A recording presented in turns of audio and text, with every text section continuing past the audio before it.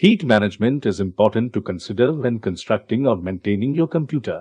Too much heat can spell death for your sensitive components, and if you're overclocking, it's even more of an issue.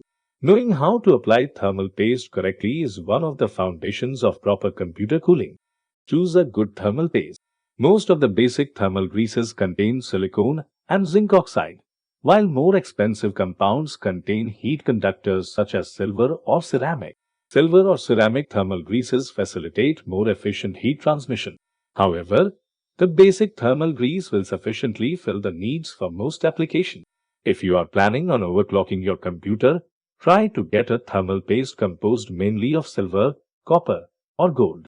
These are the most conductive metals commonly used in thermal paste. Clean the CPU and heat sink surfaces. Wipe the surface lightly with a cotton ball or cotton swab dampened with isopropyl alcohol. The higher the percentage of alcohol, the better. 70% is good, but 90% is better. Sand the heat sink and processor surfaces if necessary. Ideally, the two touching surfaces will be perfectly flat, which would completely eliminate the need for thermal paste. If your heat sink base is rough, you can wet sand it with fine grit paper or emery cloth to make it smoother. This isn't necessary unless you are aiming for the ultimate cooling performance. Thermal paste is designed to fill in the gaps and imperfections on the surfaces that you are joining. Since modern production techniques cannot make surfaces without imperfections, the thermal paste will always be necessary. Applying thermal paste. Place a tiny drop of thermal paste in the center of the cooler base. The bead of paste should be smaller than ABB or a grain of rice. If you read that it should be pea-sized, that is far too much paste, and you will end up with paste on your motherboard.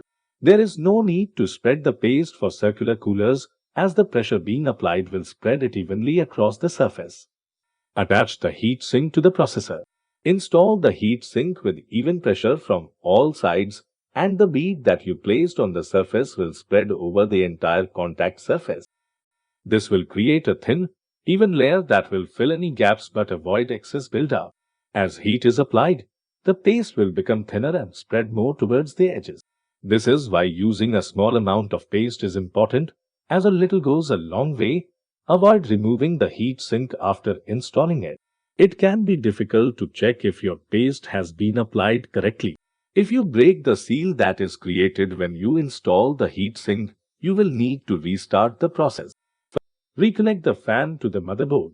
The CPU fan wire should be plugged in the CPU fan socket because it mostly has the PWM function, which allows the computer to adjust the fan speed automatically without changing voltage.